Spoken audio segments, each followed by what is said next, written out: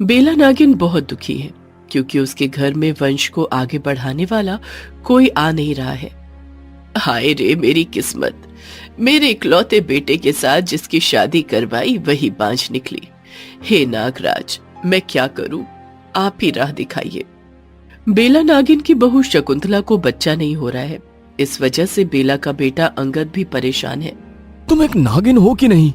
नागिन होकर बांझ कैसे हो सकती हो? तुम्हें तो शर्म से मर जाना चाहिए। शकुंतला ये सब सुनकर बस रोती है। न उसके पास जाने के लिए कोई जगह है और ना ही कोई दोस्त है। बेला बचपन से ही अकेली बड़ी हुई है। वो अनाथ है और अपने मामा और मामी के पास बड़ी हुई है। उसके मामा और मामी बहुत अत्याचारी हैं, इसलिए शकुंतला वहां लौटकर भी नहीं जाना चाहती है।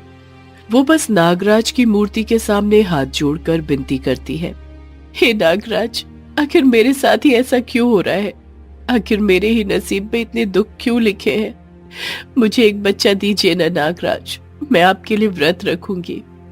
शकुंतला ने व्रत रखना शुरू किया। उधर बेला के दिमाग में कुछ और चल रहा था। इस बहू से बच्चा नहीं हुआ तो मैं मेरे बेटे की शादी किसी और नागिन से करवाऊंगी। अंगद भी दूसरी शादी के लिए राजी था। इधर शकुंतला हर सोमवार को नागराज के लिए व्रत रखने लगी। उसकी परीक्षा लेने के लिए नागराज एक सोमवार को एक साधु के वेश में उसके सामने आए। मुझे खाना दो ना बेटी, कुछ खाना दो ना। शकुंतला सोमवार को कुछ खाना नहीं खा सकती थी, फिर भी वो साधु के लिए खाना बनाकर लाई। ये लीजिए साधु बाबा, आपका खाना। लेकिन मैं अकेले नहीं खा सकता, तुम भी मेरे साथ खाओ ना बेटी। नहीं साधु बाबा, मैं नागराज के लिए व्रत रख रही हूँ, मेरा बच्चा नहीं हो रहा है ना। अच्छा ये बात है, इन सब व्रत से कुछ नहीं होता है बेटी। मैं एक साधु होकर तुमको कह रहा हूँ, आओ मेरे साथ खाना खाओ, तुम सुबह से भूखी हो। ये बोलकर साधु ने अपने हाथों से शकुंतला को खिलाने की कोशिश की, लेकिन शकुंतला ने एक निवाला तक नहीं लिया। नहीं साधु बाबा, नागराज पर मुझे पूरा विश्वास है, मैं मेरा व्रत नहीं तोड़ सकती। ये सुनकर नागराज साधु से अपने असली रूप में चले आए। वाह, तुम्हारा विश्वास देखकर मैं प्रसन्न हूँ शकुंतला, इसलिए मैं तुम्हें आशीर्वाद देता हूँ कि तुम माँ बन सकोगी। नागराज ने शकुंतला को आशीर्वाद दिया और वो अदृश्य हो गए। उधर बेला नागिन अंगद की दूसरी शादी का इंतजाम कर रही थी। शेषना नाम की एक नागिन के साथ अंगद की दूसरी शादी हो गई। शेषना अंगद के साथ घर आई और आते ही शकुंतला से कहा, आज से मैं इस घर की बहू हूँ, समझ गई? तू बस नौकरानी है, नौकरानी। शकुंतला को बुरा तो लगा, लेकिन वो कुछ बोल नहीं पाई। कुछ दिन बीत गए। शेषना शकुंतला से दिन रात काम करवाती रही और एक दिन काम करते करते शकुंतला जमीन पर गिर पड़ी। अरे ये क्या, इसे क्या हो गया? एक डॉक्टर नाग को बुलाया गया। उन्होंने कहा, आपकी बहू तो प्रेग्नेंट है बेला जी, बधाई हो। लेकिन शेषना को ये बात अच्छी नहीं लगी। अगर इसे बेटा हो गया तो ये मेरी जगह ले लेगी। नहीं नहीं, मैं ये नहीं होने दे सकती। शेषना शकुंतला से और ज्यादा काम करवाने लगी। एक दिन शेषना ने शकुंतला को पैर दबाने के लिए बुलाया और वो जानबूझकर चिल्ला उठी, आह, धीरे से कर, मुझे मारना चाहती है क्या? ये बोलकर शेषना ने शकुंतला के पेट में जोर से एक लात मारी। शकुंतला नीचे गिर गई। उसके पेट में से खून निकलने लगा। आह, आह। बहुत अच्छा हुआ, अब तेरा बच्चा तेरे पेट में ही मर जाएगा। लेकिन ऐसा हुआ नहीं। शकुंतला का बच्चा बच गया। शेषना का प्लान फेल हो गया। अरे यार, मुझे कुछ भी करके इसके बच्चे को मारना ही होगा। शेषना ने कई बार शकुंतला के बच्चे को मारने की कोशिश की, लेकिन वो मार नहीं पाई। ऐसे ही 7 महीने बीत गए। बेला थोड़ी बहुत खुश थी क्योंकि आखिरकार उसके घर में बच्चा आने वाला था। उसने शकुंतला की गोद भराई का आयोजन किया। एक दिन बाद शकुंतला की गोद भराई थी और अपने कमरे में शेषना चिंतित होकर बैठी थी। जो करना है गोद भराई से पहले ही करना होगा, नहीं तो सब कुछ गड़बड़ हो जाएगा। रात को शेषना नागिन के रूप में घर से बाहर निकल गई और जंगल में जाकर अशुभ शक्ति का अभ्यास करने लगी। हे शक्तिशाली काले नाग, मेरे सामने आइए, मुझे राह दिखाइए। काले नाग शेषना नागिन के सामने प्रकट हुए और उसे एक जहरीली दवाई दी। ये लो, ये दवा कल गोद भराई के खाने में मिला देना, तुम्हारा काम हो जाएगा। शेषना वो दवा लेकर घर लौट आई। अगले दिन शकुंतला की गोद भराई की रस्म शुरू हो गई।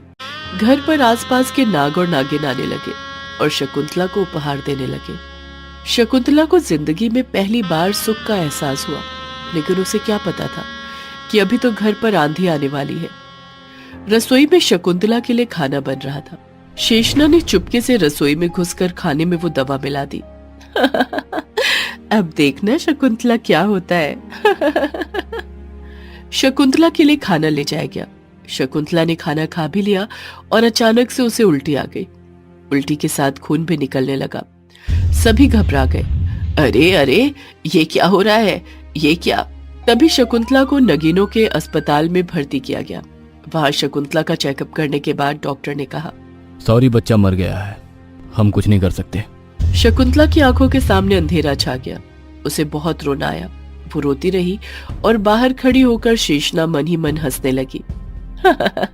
बहुत अच्छा हुआ, नौकरानी को उसकी औकात दिखा दी। शकुंतला को घर लाया गया, लेकिन उसके बाद से उसके ऊपर अत्याचार और भी बढ़ गए। बेला नागिन भी बात बात पर टोकने लगी। इतने दिनों के बाद बच्चा होने वाला था, वो भी नहीं रख पाई तू अपने पेट में। कैसी नागिन है रे तू? अरे माँ जी, वो तो बांझ है बांझ, भला उससे बच्चे की उम्मीद ही क्यों की थी आपने? गलती हो गई, बहुत बड़ी गलती हो गई। बांझ कभी माँ बन सकती है क्या? ऐसा क्यों बोल रही है माँ जी? मैंने जानबूझकर तो कुछ नहीं किया। चुप रह, जा घर का काम कर। तेरी हैसियत तो सिर्फ नौकरानी बनने की ही है। शकुंतला नागराज की मूर्ति के सामने जाकर रोने लगी। हे नागराज, आखिर इसमें मेरी क्या गलती है? मैं भी तो माँ बनना चाहती हूँ। शकुंतला सिसक सिसक कर रोने लगी। नागराज के प्रति शकुंतला की भक्ति अटूट थी। उसे पता था कि सब कुछ एक न एक दिन ठीक हो जाएगा। नागराज सब कुछ ठीक कर देंगे। और दूसरी ओर शेषना काला जादू का अभ्यास करती थी। काले जादू के सम्राट काले नाग शेषना से बहुत संतुष्ट थे। कुछ दिनों बाद शेषना गर्भवती हो गई और उसे लेकर घर में धूमधाम शुरू हो गई। मुझे पता था तुम ही हमारे वंश की रक्षा करोगी, मेरी अच्छी बहू। हाँ, उस शकुंतला से तो कुछ भी नहीं हुआ, अब सब कुछ तुम्हारे ऊपर ही है शेषना। शेषना यही तो चाहती थी। सब कुछ उसके प्लान के मुताबिक ही हो रहा था। गर्भवती होने के बाद शेषना पूरी तरीके से आराम फरमाने लगी। एक ग्लास पानी भी खुद लेकर नहीं पिया। शकुंतला शेषना का सारा काम करने लगी। ऐसे ही दिन बीतते गए। शकुंतला हर रात नागराज से प्रार्थना करती, हे नागराज, मेरे साथ जो हुआ सो हुआ, लेकिन शेषना के बच्चे की हिफाजत करना। नागराज भी ये सुनकर हंसते रहे। शेषना के पेट में पल रहे बच्चे की हिफाजत तो करनी ही होगी। दिन बीतते गए। 7 महीने हो गए। शेषना की गोद भराई भी अच्छे से हो गई और उसके 2 महीने बाद घर में ही शेषना का एक बेटा हुआ। उसके सर पर एक बड़ी सी नागमणि थी। अरे वाह मेरा पोता, नागमणि लेकर जन्म हुआ है तेरा। तू तो हमारे घर का चिराग है रे। शकुंतला भी शेषना के बच्चे को देखकर खुश हो रही थी। तभी शेषना ने शकुंतला से कहा, तू क्या हंस रही है बांझ नागिन? जा यहाँ से, मेरे लिए गर्म पानी लेकर आ। अब हाँ जा रही हूँ। लेकिन तभी कुछ अजीब हुआ। शेषना का बेटा बात करने लगा। नहीं माँ, आप कहीं मत जाइए, आप यहीं पर रहिए मेरे पास। ये सुनकर सभी चौंक गए। अंगद भी वहां था। उसने कहा, ये क्या? ये बच्चा शकुंतला को माँ क्यों कह रहा है? हाँ बेटा, तेरी माँ तो मैं हूँ। नहीं, शकुंतला ही मेरी माँ है। आपने तो गोद भराई के दिन खाने में जहरीली दवा मिलाकर मुझे मार डाला था, लेकिन नागराज ने मुझे पूर्ण जन्म दिया, इसीलिए मैं आपके पेट में आया। लेकिन मेरी माँ तो शकुंतला है। ये बोलकर बच्चे ने शकुंतला की ओर हाथ बढ़ाया। शकुंतला ने रोते हुए उसे गोद में ले लिया। बेटा, मेरा बच्चा। सबको सब कुछ समझ में आ गया। तभी शेषना ने कहा, तो सब कुछ सच पता चल ही गया। ठीक है, मैं किसी को जीने नहीं दूंगी। ये बोलकर शेषना ने काले नाग को बुलाया। काला नाग वहां चला आया और सबको डराने लगा। मैं सबको मार डालूंगा। शकुंतला आंख बंद करके नागराज को बुलाने लगी। नागराज तुरंत वहां पर प्रकट हो गए। और उन्होंने काले नाग को खत्म कर दिया। काले नाग के साथ साथ शेषनाग भी खत्म हो गई, क्योंकि उसमें भी काली शक्तियां मौजूद थी। अंगद और बेला नागिन ने नागराज को प्रणाम किया। नागराज शकुंतला के बेटे को आशीर्वाद देकर अदृश्य हो गए और इसके बाद से शकुंतला इस घर की बहुरानी के रूप में जीने लगी। बचाओ, कोई मेरी बेटी को बचाओ। अंजलि रो पड़ी, क्योंकि उसकी नवजात बेटी को एक शेर उठाकर ले जा रहा है। अंजलि और उसकी बड़ी बेटी पूजा शेर के पीछे दौड़ने लगे। जंगल की इतनी गहराई में उन्हें बचाने वाला कोई नहीं है। इंसानों से अंजलि का भरोसा कब का उठ चुका है, क्योंकि अंजलि के पति ने उसे धोखा दिया है। अंजलि की शादी रमेश के साथ हुई थी। रमेश एक अच्छी नौकरी करता था, इसलिए अंजलि के पिता से बहुत सारा पैसा दहेज में लिया था, लेकिन उसकी मांग खत्म ही नहीं हो रही थी। अंजलि, मुझे अभी के अभी 2 लाख चाहिए। तेरे बाप को बोल अभी पैसे भेजे। पिताजी के पास इतना पैसा कहाँ से आएगा? ये सुनने के बाद रमेश ने अंजलि को मारा। रमेश ऐसा ही करता था, हमेशा अंजलि पर हाथ उठाता था। उसकी एक 4 साल की बेटी भी है, जिसका नाम पूजा है। रमेश पूजा के सामने ही अंजलि को मारता था। मार खाकर अंजलि जब चुपके से रोती थी, तब पूजा उसके आंसू पोंछ देती थी। रो मत माँ, एक दिन सब कुछ ठीक हो जाएगा। लेकिन अंजलि के नसीब में कुछ और ही लिखा था। उसके जीवन में कुछ भी ठीक नहीं होना था। अंजलि फिर से गर्भवती हो गई। उसने सोचा कि अब रमेश बदल जाएगा। इसी उम्मीद में वो जीती रही। उस तरफ जंगल में बड़ी हलचल मची हुई है। जंगल में एक शेर और उसकी बीवी शेरनी रहते हैं। सुनो, बहुत दिन हो गए किसी इंसान का मांस नहीं खाया। हाँ, मैं भी खरगोश और हिरण खा खाकर थक गई हूँ। लगता है मुझे शहर जाकर किसी को फंसाना पड़ेगा। ये बोलकर शेरनी ने एक खूबसूरत औरत का रूप ले लिया। असल में ये शेरनी इच्छाधारी है। बहुत दिन पहले एक साधु जंगल में ध्यान कर रहे थे, तब शेरनी ने उस साधु पर हमला किया। साधु का ध्यान टूट गया। साधु के पास जादुई शक्तियाँ थीं, इसीलिए शेरनी साधु को काबू नहीं कर सकी। साधु गुस्सा हो गए। दुष्ट शेरनी, तूने मेरा ध्यान भंग किया है। मैं तुझे श्राप देता हूँ। तू आज से केवल शेरनी नहीं रहेगी, तू आधी इंसान बन जाएगी। लेकिन साधु के श्राप का असर कुछ उल्टा ही हो गया। वो शेरनी इच्छाधारी बन गई। वो जब चाहे इंसान और जब चाहे शेरनी में बदलना सीख गई, और इसी का इस्तेमाल करके वो एक के बाद एक इंसानों को फंसाकर जंगल लाती रही और शेर के साथ मिलकर उन लोगों का मांस खाती रही। इस तरह दोनों आदमखोर बन गए। आज भी शेरनी एक खूबसूरत औरत का रूप लेकर जंगल से बाहर चली गई। और भाग्य का खेल तो देखो, रमेश ने ही उसे देख लिया। अरे बाप रे, इतनी सुंदर लड़की तो मैंने यहाँ कहीं नहीं देखी। इससे बात करना पड़ेगा। रमेश इच्छाधारी शेरनी के साथ बात करने के लिए आगे बढ़ा। रमेश को देखकर शेरनी भी हंस दी और दोनों की मुलाकात हो गई। रमेश इच्छाधारी शेरनी की असलियत जाने बिना ही उससे प्यार कर बैठा। तुम बहुत सुंदर हो, क्या तुम मुझसे शादी करोगी? हाँ, क्यों नहीं, लेकिन उसके बाद मैं जो बोलूंगी वो तुम्हें सुनना होगा। जहाँ जाने के लिए कहूंगी वहाँ जाना होगा। अरे जो तुम बोलो, तुम्हारे लिए तो जान हाजिर है। ये सुनकर शेरनी ने अपने ही मन में कहा, हाँ बेवकूफ, तेरी जान ही तो चाहिए मुझे। रमेश ने इच्छाधारी शेरनी के साथ शादी कर ली और उसे लेकर घर पहुँच गया। अंजलि चौंक गई। ये क्या? मैंने सोचा था कि आप चाहे जितने भी बुरे क्यों ना हो, मुझे धोखा कभी नहीं देंगे, और आज। चुप रह, निकल जा यहाँ से, और अपनी बेटी को भी लेके निकल जा। मुझे और तेरी कोई जरूरत नहीं है, निकल। ये बोलकर रमेश ने अंजलि को निकाल दिया। पूजा भी अंजलि के साथ रोती हुई निकल गई। अंजलि भी रोती रही। आखिर इस हालत में मैं अकेली औरत कहाँ जाऊंगी, क्या करूंगी? अंजलि ने शहर में कई लोगों के पास रहने की जगह मांगी, लेकिन किसी ने उसे घर में घुसने तक नहीं दिया। गंदी औरत, पता नहीं कहाँ कहाँ से आ जाते हैं अपने पाप लेकर। भाग जा यहाँ से, तेरी तो शक्ल देखना भी पाप है। अंजलि को रहने की जगह नहीं मिली, तब पूजा ने कहा, माँ, ये शहर हमारे लिए नहीं है, हम यहाँ पर नहीं रह सकते, चलिए जंगल में चले जाते हैं। दोनों जंगल में चले गए और बांस का घर बनाकर रहने लगे। पूजा जंगल के बीच खाने के लिए फल और आग जलाने के लिए सूखी लकड़ियाँ ढूंढती रही, और तभी उसके साथ एक हिरण की मुलाकात हुई। तुम्हें यहाँ पर पहले नहीं देखा, हम यहाँ पर नए आए हैं, कल ही आए हैं। इंसान होकर जंगल में रह रही हो, क्यों? तब पूजा ने हिरण को सब कुछ बताया। सब कुछ सुनकर हिरण की आंखों से आंसू आ गए। बड़ी दर्द भरी कहानी है तुम्हारी और तुम्हारी माँ की। यहाँ तुम लोग रहो, हम तुम्हारी मदद करेंगे। ये बोलकर हिरण ने जंगल के बाकी अच्छे जानवरों को बुलाया। खरगोश, हिरण, कछुए, घोड़े, हाथी, भालू सभी पूजा और अंजलि के दोस्त बन गए। अंजलि हर रोज सभी के लिए खाना बनाती रही। वाह, ये खाना तो बड़ा स्वादिष्ट है। हाँ, तुम्हारे हाथ में तो जादू है अंजलि दीदी। तुम लोग मजे से खाओ, मैं और भी बनाती हूँ। इस तरह उन लोगों के दिन बीतते रहे। पूजा उन लोगों के साथ खेलती रही। उधर रमेश ने भी कुछ दिन उस इच्छाधारी शेरनी के साथ मजे से बिता दिया। शेरनी भी अपनी असलियत छुपाकर रमेश के साथ दिन बिताती रही। ऐसे ही कुछ महीने बीत गए।